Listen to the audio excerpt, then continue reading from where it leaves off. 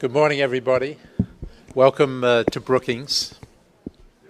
I'm Martin Indyk, the Director of the Foreign Policy Program at Brookings, and we're very glad to have you here today to discuss an issue of great and growing importance, the Arctic.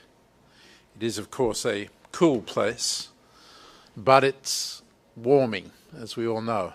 And its warming is going to have profound consequences for all of us, but in particular for the people of the Arctic region and for the countries that share responsibility for that region.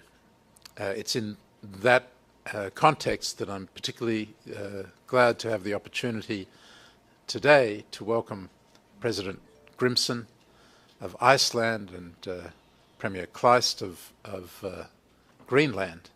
Thank you and all the other high-level officials who have agreed to join us for this conference on the Arctic. Because of the Arctic melt, the potential for friction and the necessity for cooperation is growing. And here, in contrast to the competition between emerging and established powers in other domains, you can imagine the cyber domain or the domain of space or the domain of the South China Seas, we see that competition generates friction.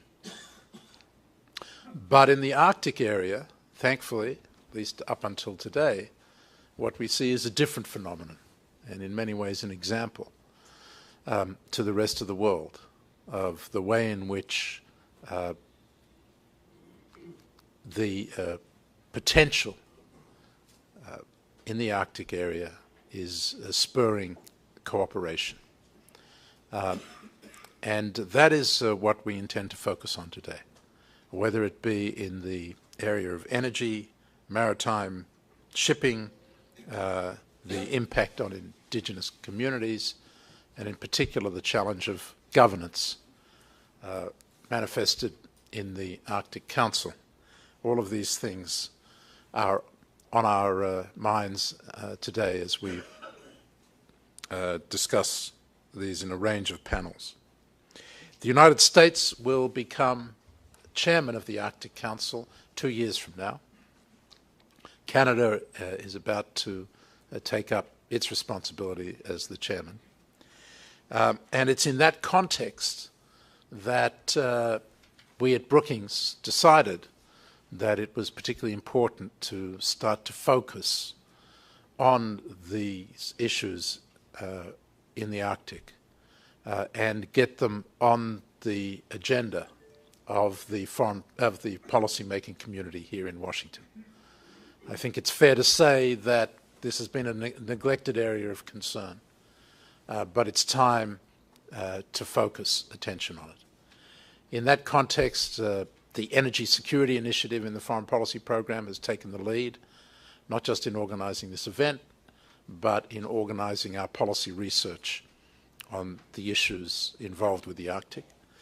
Together with our Managing Global Order Initiative, our project on internal displacement, and our 21st Century Security and Intelligence Center, all of whom have a stake and an interest in this region. We will be developing policy papers, recommendations for the government, and in many ways this convening today will be an incubator of the ideas that we seek to promote in the policy debate in Washington. I'm very glad that in organizing this event, we have been inspired and partnered by Alice Rogoff Rubenstein, who has taken a leading role in promoting Alaska and the Arctic through her own conferences, the Arctic Imperative in Alaska, and now partnering us in Washington. Alice is a pioneer in this area and is joining with President Grimson and others to put together the Arctic Circle, which is a new organization that is going to promote Arctic issues. And we're very glad to have had the opportunity to work with Alice and her wonderful staff. So I'd like Alice to come to the podium for a few minutes to explain to us what the Arctic Circle is about and her interest and concern about the Arctic. Alice.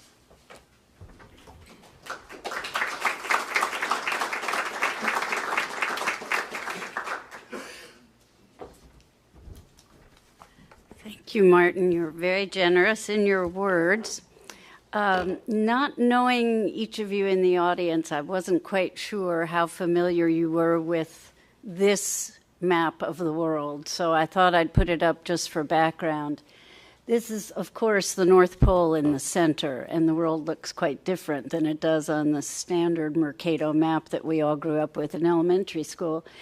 And I apologize in advance for the fact that only Dutch Harbor and Iceland are the words there. This is a slide I used in a talk in Alaska last week.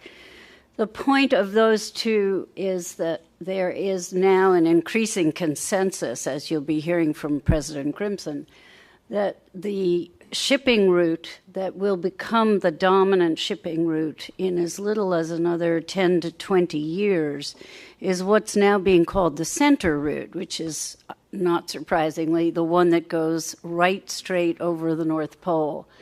And Dutch Harbor is today the only deepwater port in Alaska, and that is at the southern edge of the Bering Sea.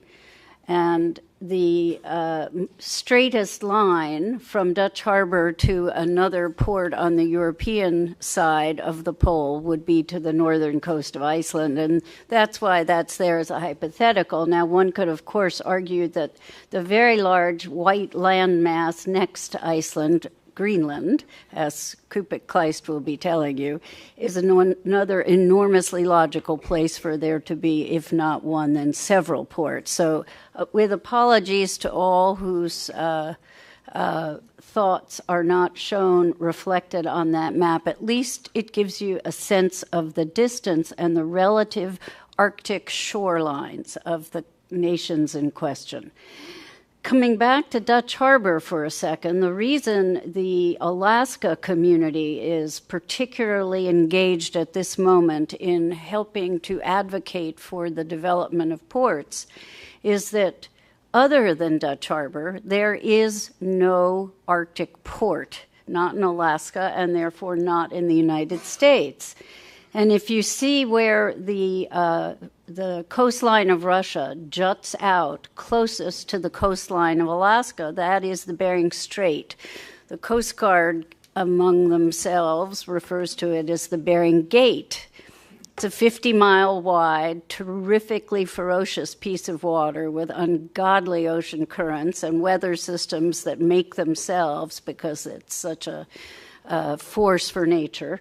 And the two Diomede Islands sit smack dab in the middle of the 50-mile strait. Little Diomede is American, Big Diomede is Russian. The Russians have plenty of people and patrols and all kinds of military and commercial activity going on all along the Russian shoreline. To the extent we Americans are aware of it, we have nothing going on the U.S. side of the shoreline. So that's the backdrop for why it is that we in Alaska have felt the need to start the dialogue in a much more focused way on the strategic needs of the U.S. in the Arctic, which for this purpose means primarily the Bering Sea, although the Arctic Ocean, the town of Barrow, Prudhoe Bay, they are all along the northern shore of that same piece of geography and with not inconsequential roles to play in all of this development.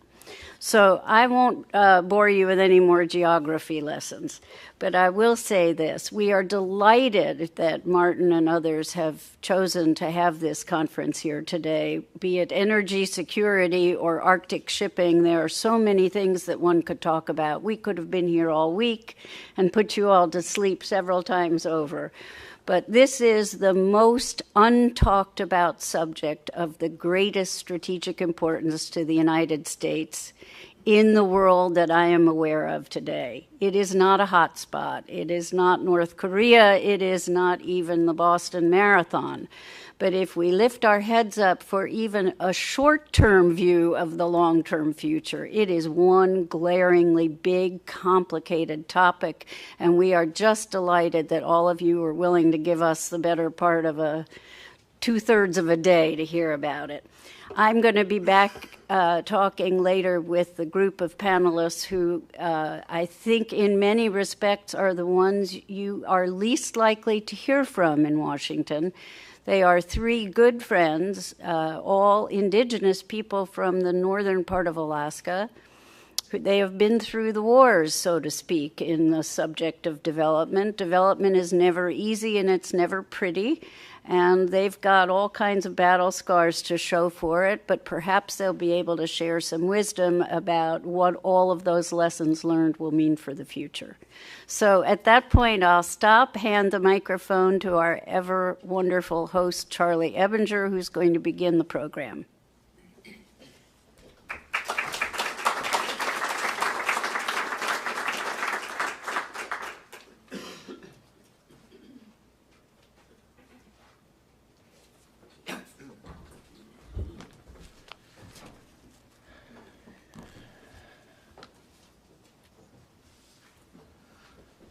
Thank you very much, Alice, for very kind words and setting the stage for us.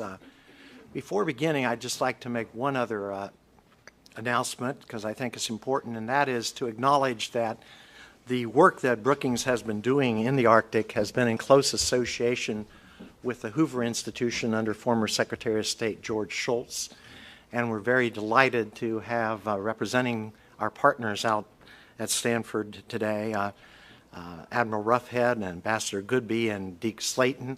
We're delighted you could join us, and we look forward to a continued close association on these issues. And I'd also like to thank the very hard-working staff of Alice and my own staff for all the work they've done putting this session together. It's my great pleasure to introduce our two keynote speakers today, and I will introduce both before President Grimson speaks first, if I may. President Grimson is the fifth president of the Republic of Iceland and was elected president in 1996. He is also the first, I believe, political scientist in Iceland and has taught political science during the course of his career. Perhaps most interestingly, he was the Minister of Finance during the international financial crisis from 1988 to 1991, and while often criticized at the time for the way Iceland dealt with the financial crisis, I think proof is in the pudding, and Iceland has clearly emerged not only much stronger, but serves as a model for one approach to dealing with the crisis that perhaps other members of the Eurozone might want to look at. He was a member of the Parliamentary Assembly of the Council of Europe from 1981 to 84, and again from 1995 to 96. And he was chairman and later president of the International Organization of Parliamentarians for Global Action between 1984 and 1990, and served on the council until 1996.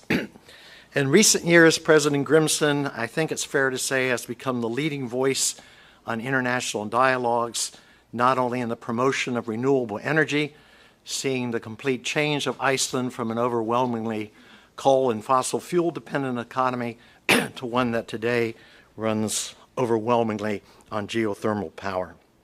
He is a forceful voice in many international fora on the need for the world to get serious about climate change and, if necessary, to take dramatic action to deal with the problems.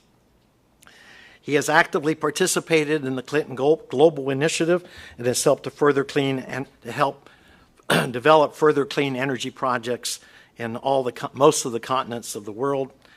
And he has also been very involved in the Global Roundtable on Climate Change that he was involved in with Jeffrey Sachs as the initiator, and they both met at Columbia University in Iceland and brought together representatives of nearly 100 European and American corporations, as well as experts, scientists, and opinion leaders. He has participated in dialogues in different parts of the world on the restoration of land quality, climate change, combating desertification, and revegetating eroded land. He is clearly a distinguished humanitarian and a gentleman who we should all wish to emulate in his commitment to making sure that we pass the world on to our next generation in good condition. Kubik Kleist is a remarkable man.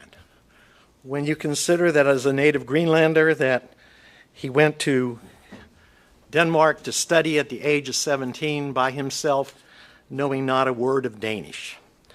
And he went on to graduate from the universities with a degree in social work, and he has also taught journalism extensively in Nuuk from 1988 to 1991.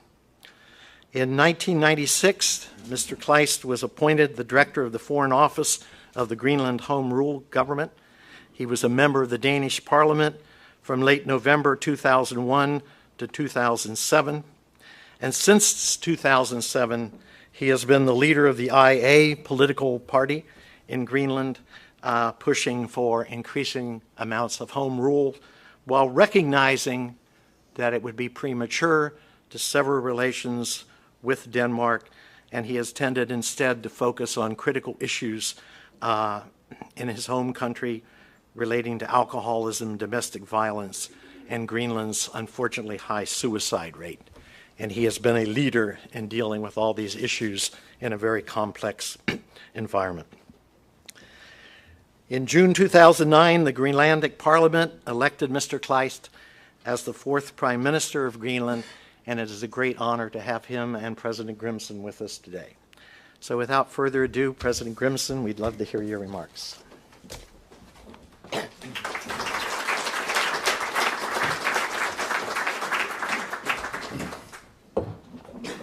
Thank you very much, ladies and gentlemen. Let me begin by thanking Brookings and all those who have come together to create this forum on Arctic dialogue in this important town, helping thus to start the preparation for the United States to shoulder the presidency of the Arctic Council in 2 years' time in a successful way. I was reflecting on it on the way here this morning that almost 10 years ago I traveled to this city in the company of Wally Hickel, the former governor of Alaska, who served as a Secretary of the Interior in the Nixon administration and had a distinguished record in American politics for over half a century. He was a visionary. He was dedicated to Alaska and the Arctic and the global commons. And we joined hands in this city 10 years ago or so to try to put the future of the Arctic on the agenda of policymakers, people in Congress, and the administration. And although Wally was a formidable force, and I tried to follow his example, we didn't have much success. But that was not unique 10 years ago. The situation almost in every Arctic country was such that the future of this extraordinary part of the globe was very low on the list of concerns. Even in my first state visit to Russia 11 years ago, when I tried to engage then President Putin in a dialogue on the Arctic, he referred me to the governors, the local people in the remote northern parts of Russia, and pointed out it would perhaps be more appropriate that I would discuss this with them. When I, about the same time, went to Sweden to tried to talk to my good friend Göran Persson, then Prime Minister of Sweden, about the need for the Nordic countries to get engaged in the Arctic, he was neither very interested or enthusiastic about this prospect and preferred to talk about some other issues in our meeting. The government of Norway at that time was not really either engaged in this issue. And in my own country, Iceland, neither the parliament nor the political parties had really put this on the agenda. In Canada, it was also off the radar screen. And I list this here this morning in order to indicate to all of us, and especially the US audience, that the extraordinary pace of change that has taken place in the Arctic has not been driven by every Arctic country being engaged for a long time in this area. It is, for all of us, a new situation, a new journey, which doesn't really have any political roadmap or any guidelines or accepted philosophies or visions. To that extent, I think for institutions like Brookings, it is a fascinating prospect, because there are not very many areas in the world where you can still have a great impact through your own thinking, deliberations, and participation in the policy-making process. In that sense, it is almost a virgin territory compared to many other areas. But the difference is that in recent years, the Arctic has become crowded.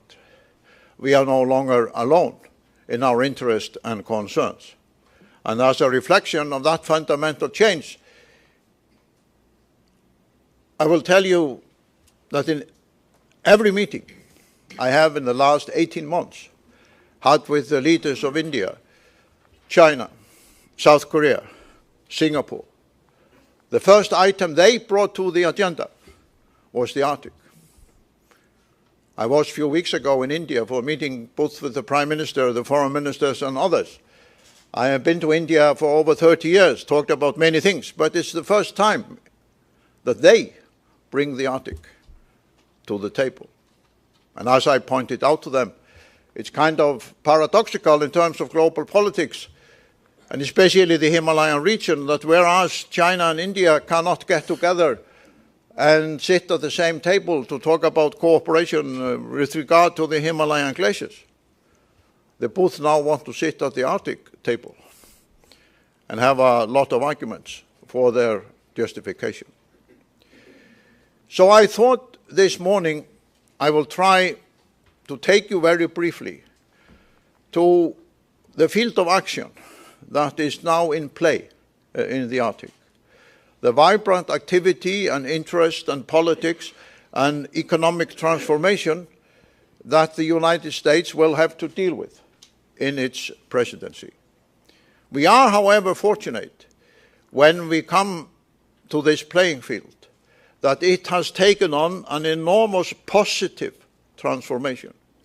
This area, which Alice put there up on the screen, was for over half a century, as we all remember, the most militarized region in the world, with military bases, installations, submarines, aircraft, almost every existing military technology being employed and placed in the Arctic region. But with the end of the Cold War, we were able, within a few years, to transform this confrontation into what I consider the most successful example of positive international cooperation in the 21st century. Because the Arctic Council has brought Russia, the United States and Canada, and the Nordic countries together into a constructive engagement and a new treaty-making organization. With the search and rescue agreement being signed in Nuuk 2 years ago, and Hillary Clinton becoming the first Secretary of State of this country to attend a meeting of the Arctic Council. It was, if I may say so, in this town, high time that the Secretary of State would arrive at the meetings of the Arctic Council and join the Russian colleague who always has attended every meeting. And I hope John Kerry will not let us down by being absent at the upcoming meetings of the Arctic Council.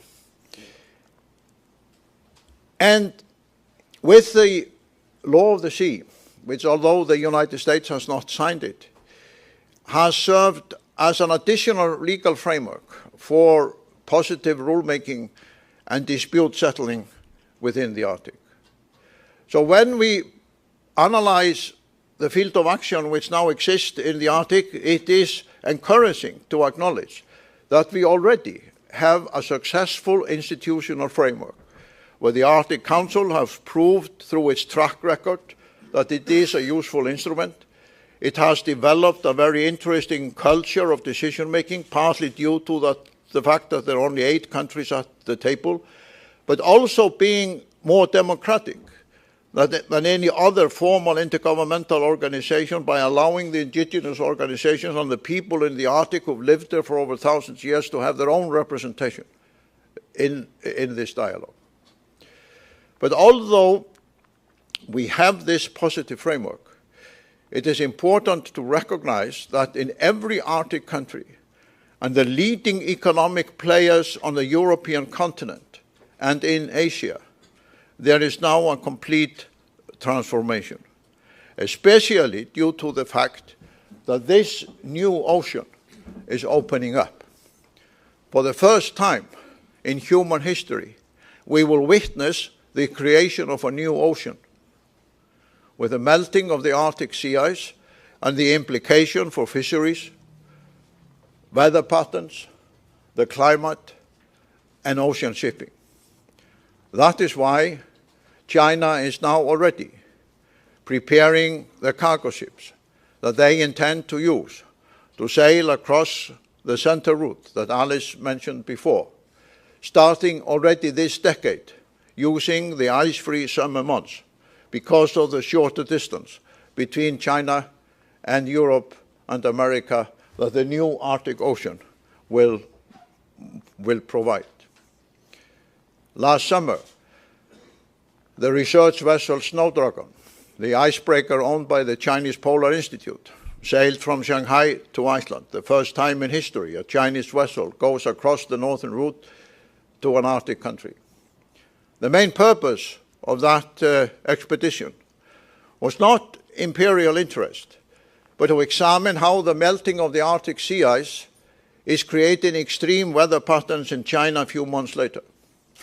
And I don't know how much the US media has reported on the destruction, the damages, the hardships that the people in the northern part of China suffered from these extreme weather patterns, symbolized, for example, by the fact that almost 180,000 cattle froze to death out in the field. A destruction on the scale, if not greater, than Storm Sandy caused in this country a few months before. A storm which I have sometimes said brought together President Obama and Governor Christie in a political embrace. But it is worth noting that it took the melting of the Arctic sea ice to bring together that political partnership in this great country.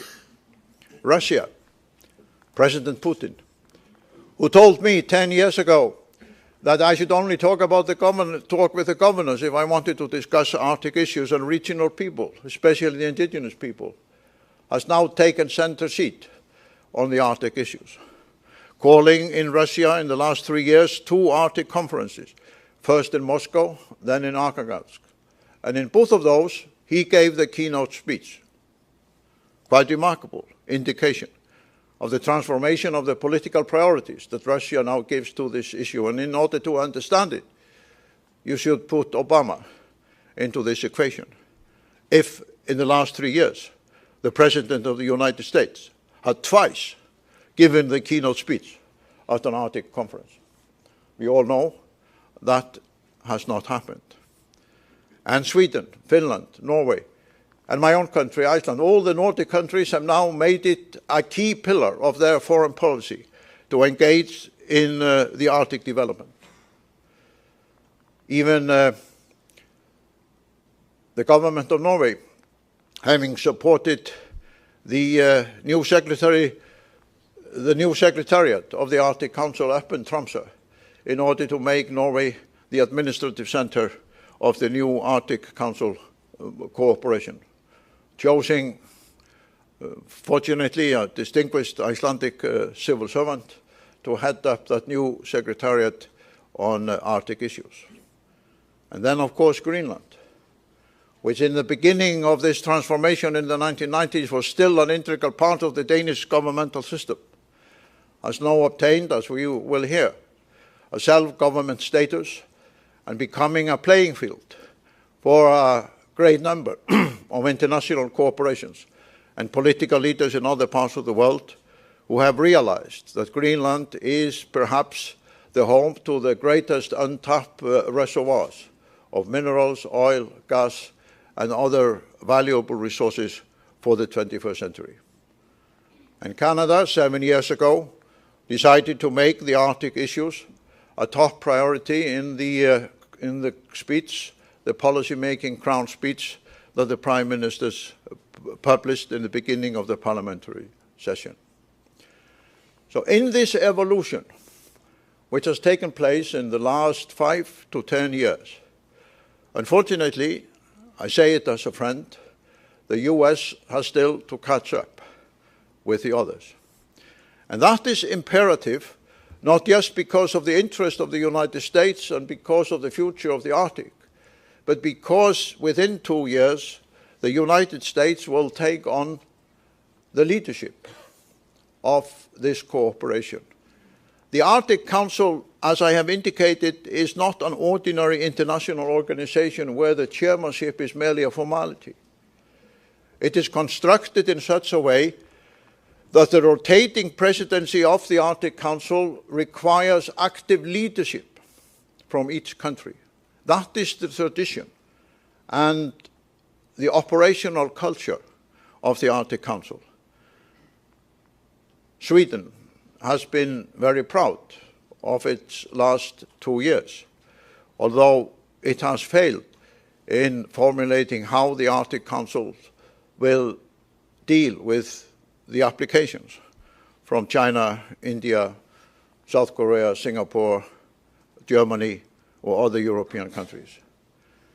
But that doesn't change the fact that within 2 years, we will all be watching very carefully what will be the priorities, what will be the projects, what will be the issues, what will be the agreements, what will be the treaties that the United States put on its list of priorities for its chairmanship of the Arctic Council. Singapore has now got an Arctic ambassador. There's a special division in the Ministry of Foreign Affairs in Singapore dealing with Arctic issues. They are already sending the ambassador around the Arctic countries, looking for a location to build what they call a global harbor, preparing themselves to become the Singapore of the Arctic, as well as the Singapore of Asia. It's a strange existence for a president of this small country, Iceland, to travel around the world and receive in my country one leader after another from faraway countries that all want to talk about the Arctic, not from a theoretical point of view, unfortunately not very much from an environmental point of view, but in terms of their political, strategic, and economic interests. France was accepted as an observer member state of the Arctic Council, and President Sarkozy chose to appoint Michel Rocard, the former Prime Minister of France, perhaps the most distinguished elder statesman of French politics, as his special emissary to the Arctic and the polar regions.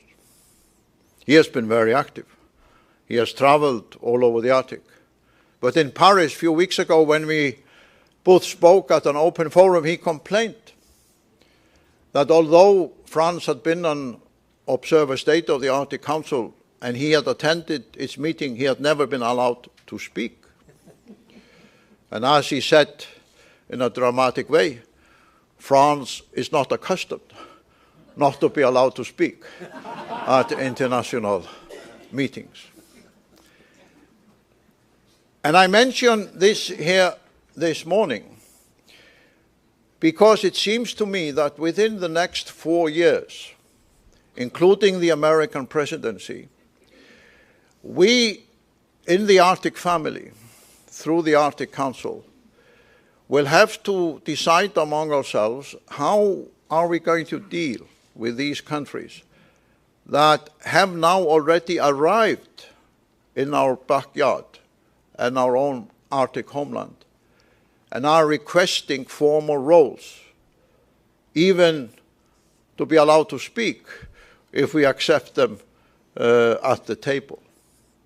And there is a long list, as we all know, of such countries. Almost every powerful, leading economic force of the 21st century now wants to sit at the Arctic table. I know Brazil is considering when it will formally apply. And it will be left to Canada and the United States to lead all of us in those deliberations. But while we talk, the ice will keep on melting. While we deliberate, there will be others arriving. While we hesitate in making decisions, we will be faced with new realities. And the most dramatic symbol of that transformation, irrespective of our political processes, is the melting of the ice up in Alaska, where this country now, every summer, faces an open border. Because the assumption made by the defense authorities and the homeland security of this country that the ice would always protect the coastline is no longer valid. So as happened last summer, people can arrive on a vessel, doesn't have to be big, and they can land, enter the villages, buy a coffee, have a discussion, and nobody checks their passport. No custom officer is in the neighborhood. The next Homeland Security personnel is over 1,000 miles away. And with all the emphasis in this country in the last 10 years on Homeland Security, and I say it as a friend, you have forgotten about the ice. You have forgotten about the natural forces which are creating a new security reality for this country, which you neither now have the personnel, the machinery, the infrastructure, the financial structure to deal with. You only have one icebreaker. Russia has many. China is building new ones. Are you going to face a situation at the end of this decade where not only Russia, but also China has more icebreakers, more equipment, more research effort, more scientific knowledge on the ice in the Arctic than the United States? Are you somehow, because you are too concerned with issues in faraway places, Afghanistan, Iraq, North Korea, Syria, going to forget about your own backyard, about your own homeland, where all of us who share that backyard with you and your homeland want to engage you, ask for your leadership, ask for your involvement, ask for the role that the United States has in the 20th century played in making the world more secure, more progressive, and a more democratic place. That is the task that faces all of us, and that is why this conference here this morning is hopefully a beginning of a constructive engagement by this great country in this important area. Thank you very much.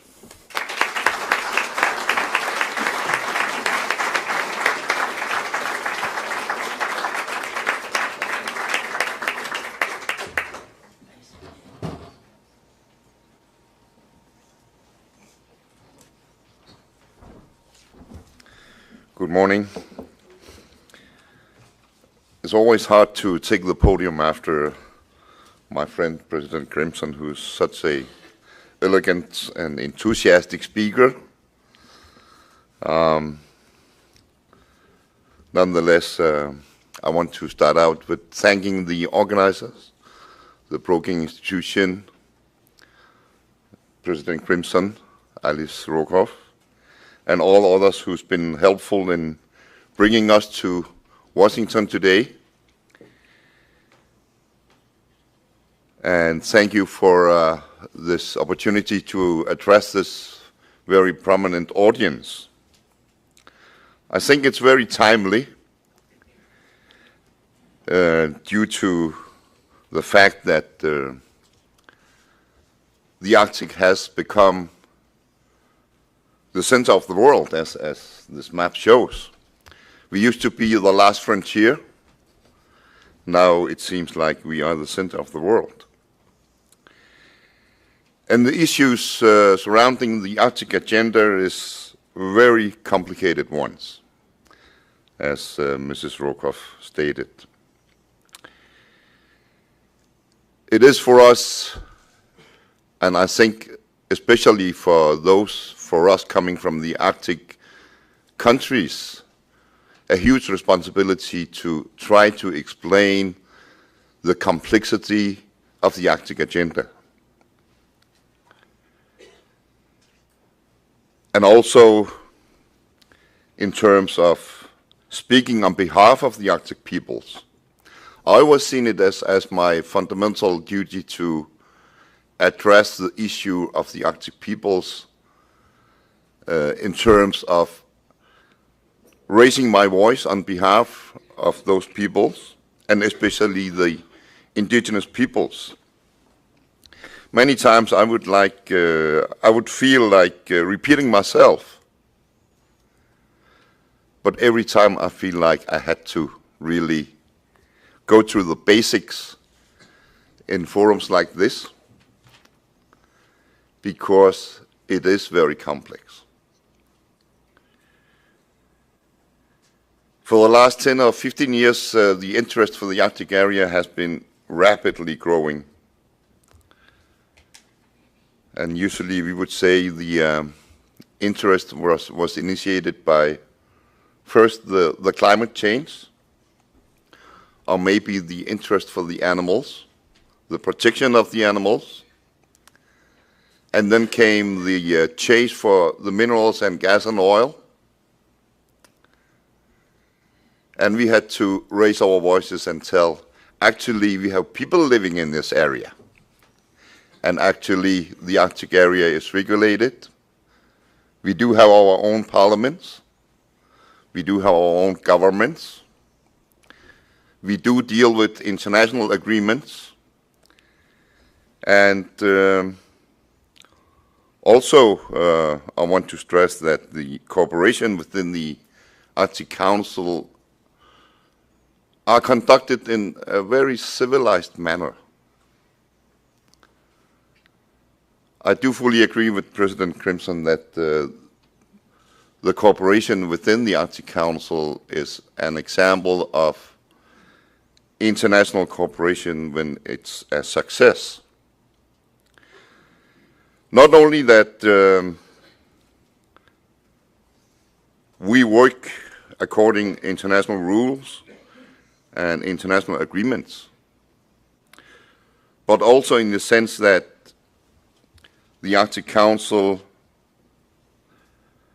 is really trying to include the indigenous peoples of the Arctic.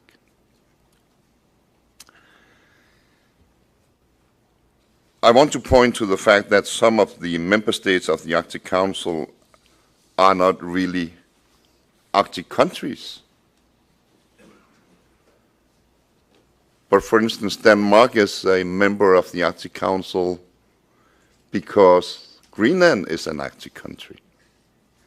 And Greenland is a part of the Kingdom of Denmark, as well as the Faroe Islands. United States is a member of the Arctic Council because of Alaska.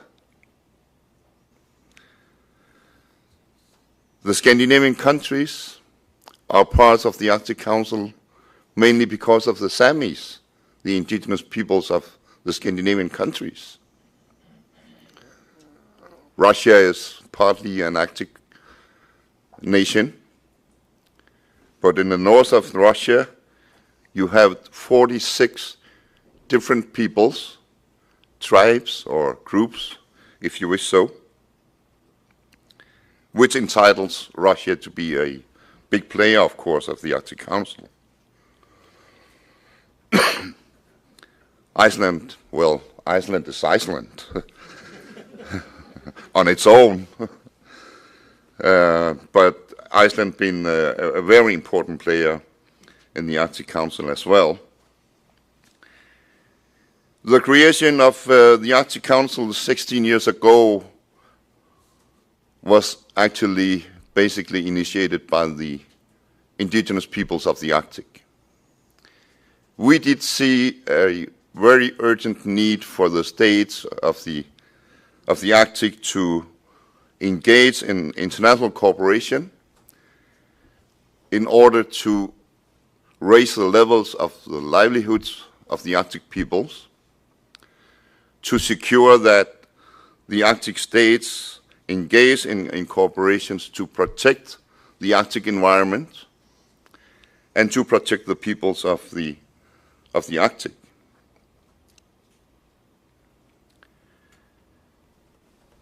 On top, I think it's fair to claim that the 8 state members of the Arctic Council are amongst the richest and the most powerful states in the world. United States, Russia, Canada, the Scandinavian countries. They're all rich countries. They're all politically powerful countries, powerful governments,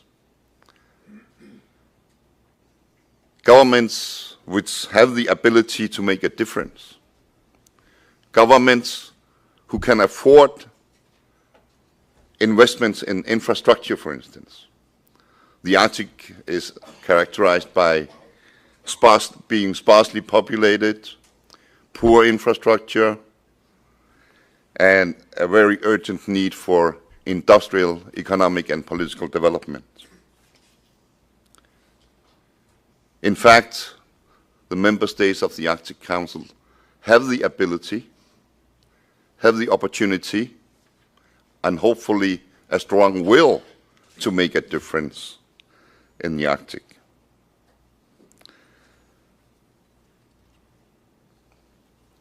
We are approximately 4 million inhabitants of the Arctic countries, or the Arctic area, to be more precise. If you define the Arctic area as being above 66 degrees, out of those 4 million inhabitants, 350,000 are indigenous peoples, in terms of people who lived there even before the states were formed, even before the borders were drawn on the map. And what I'm trying to do is to raise the voice of those peoples.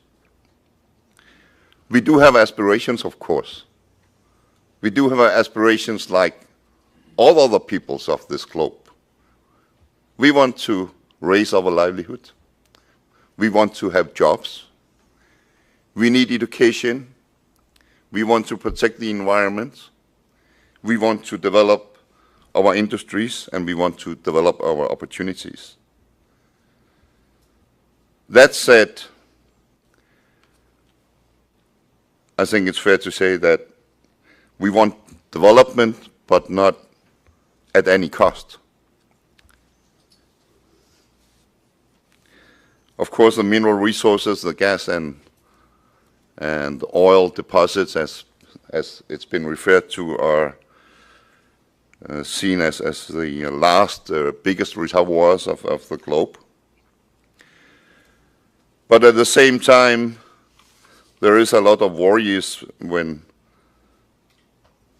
extraction or exploration is going on in the Arctic area. First of all, of course, the protection of the environment, which is the core issue, not only for the governments, but also for the international NGOs as Greenpeace, the World Wildlife Fund, and others. Another worry is that the Arctic nations will be taken over by the Chinese, the Koreans, the Far East regimes, when the Western Hemisphere is not paying attention. And that's also one of the core issues that we are discussing. How come that when everybody wants to be a part of the Arctic agenda, that the Western Hemisphere governments does not pay the necessary attention to the Arctic? Especially in forms of at least exposing the interest for investing in the infrastructure of the Arctic region. I usually would say I think the Chinese and the Koreans and the Far East peoples are peoples like us. On top, the looks are really similar to the Arctic peoples. During the world economic crisis, when the Western economies collapsed and the big companies were really sitting tight on their monies, the Eastern countries showed their interest. There was a window of opportunity for those governments and companies to get to the Arctic and take up talks and exposing their interest. I think in order to balance the West and the East and the new world order, it takes, as President Crimson said, it takes for the Western governments to show and expose their interests openly, and to flesh it out by really engaging in the development of the Arctic regions.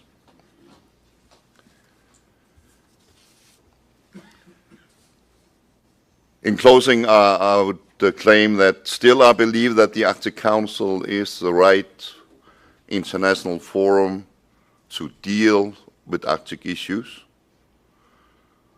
The Arctic Council have been formed to embrace issues relevant to the governments and the peoples of the Arctic. But the Arctic Council is also limited in its mandate. There is a lot of issues, I would not say which are taboos with the Arctic Council, but close to taboos. And that's why I think that the creation of the Arctic Circle is highly relevant. The Arctic Circle will be able to embrace not only aspiring countries, organizations, companies, peoples, and standpoints which cannot be embraced today by the Arctic Council. Also, on top of that, I need to say this. With the Arctic Council, we have an issue constantly popping up. And that's a question of whether to allow the Arctic peoples to sit at the same table as the governments. As I said, the creation of the Arctic Council was initiated by the Arctic peoples themselves, the indigenous Arctic peoples, because we need the international cooperation. But once After long years of negotiations, after working days and nights, negotiating mandate of the Arctic Council, once it was established in Ottawa, Canada, 16 years ago, the question of the representation of the representatives of the Arctic peoples keeps still popping up. We've been praising and applauding the Arctic Council for being a new model of international cooperation, including all relevant bodies, which is the Arctic governments, which are not sovereign states, including the permanent participants in forms of organizations for indigenous peoples of the Arctic, including observers, and so on. My wish would be that the Arctic Council decides finally to really include the Arctic representatives and have them sitting at the table at every meeting, formal or non-formal, at discussions, at decision processes. We need to sit at the table together with you. But again, the Arctic Circle will provide what the Arctic Council is not able to embrace. And that's why I have taken interest in joining this new, very relevant body. In closing, I want to again thank everyone for setting up this conference. As I said, it's highly relevant. We need to prepare for the coming years, and development goes much more rapid than we imagine. And the ice melts much more rapid than scientists would predict. Thank you.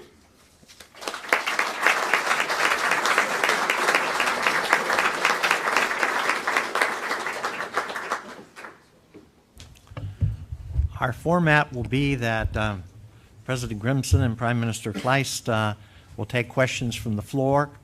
We ask two things: that first, when you ask a question, that you identify yourself and your institution, and secondly, that you ask a question. So the floor is open, and we'll take as many as time allows. Yes. Thank you. Admiral John White, the Navy's head of Task Force on Arctic and Climate Change. Thank you, Mr. President. We do have. I'm sorry. We'll have mics Okay. going around the room. I don't have to yell and scream like I'm known to do sometimes.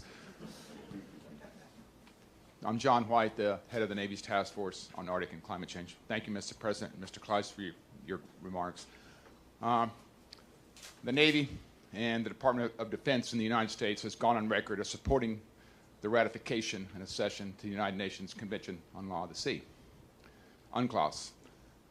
Unfortunately, it's likely that we will not ratify UNCLOS before we take chairmanship of the Arctic Council in a couple of years, or even maybe before we have ice-free conditions in the summer of the Arctic. My question is, do you believe if we do not ratify UNCLOS in the United States, the only Arctic nation to do so, will that impede our ability in our role as chairmanship in a couple of years? Each one of you would comment on that. Thank you. The other 7 countries within the Arctic Council have in practice realized the political difficulties in this country with respect to the law of the sea.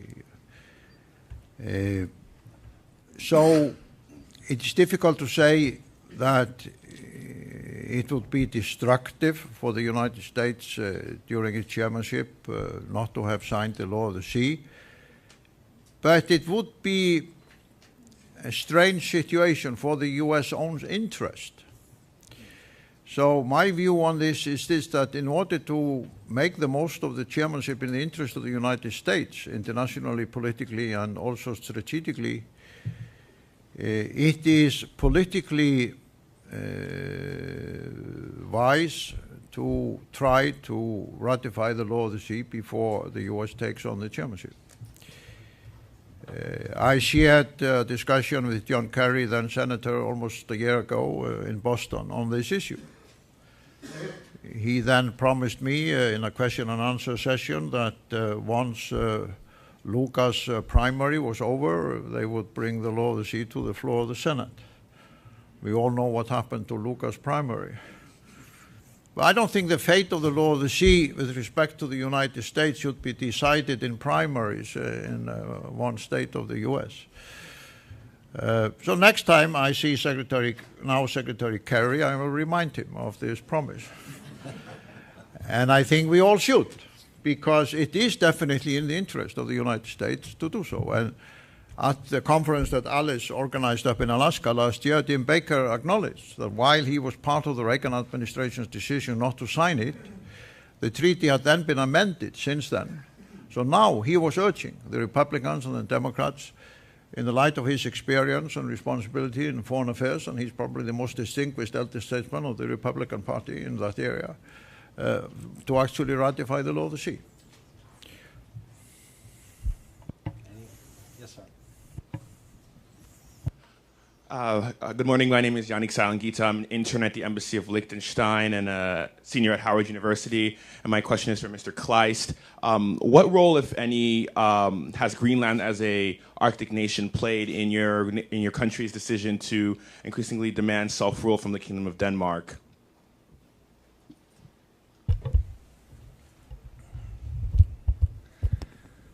As I said, the Arctic peoples, including the Greenlanders, have aspirations like all other peoples of this globe. And I'm a believer that every single human being and every people desires to be as free as possible. Not in the sense that the movement for greater autonomy in Greenland is hostile against anyone. We are not hostile against Denmark, for instance. We are very good friends. And actually, we cooperate in enhancing the ability of the Greenland people to stand on their own feet. And that's also a very central part of the new agreement between the Danish government and Greenland, called the self-rule agreement, self-government agreement, that we should, for mutual benefit, work for developing the Greenland nation to be able to stand on its own feet, both economically, politically, but also look into projects and developments which will benefit both parts. And that goes, I would claim that goes for all the Arctic nations, that the peoples are all aspiring for a greater freedom, not in a hostile way, but to actually form whole nations. Yeah, I would limit. May I just point out to the audience that most of us have not realized, due to the geography upbringing we got at school and Alice referred to, that Greenland is half the size of Europe. You have to add together France, Germany, Spain, Italy, and a few other countries in order to get to the size of Greenland. That is the territory that Premier Kleist ruled for the last 4 years. That is the territory where governmental leaders of Asian countries have now started to visit. Nuuk is a town where there are more corporate leaders in the queue to meet with the leaders than probably any other capital in the Arctic countries. It's very important for all of us to realize the enormous size. Greenland is, next to Russia and Alaska, the most dominant Arctic territory. And the process of political self-determination, which has taken place there in the last 30 or 40 years, is, I believe, one of the most interesting political transformations that have taken place within the Arctic. So even if it was just for the size of Greenland on its own, it's important for the United States, if you look at this map, to see the important part it plays in the North American backyard.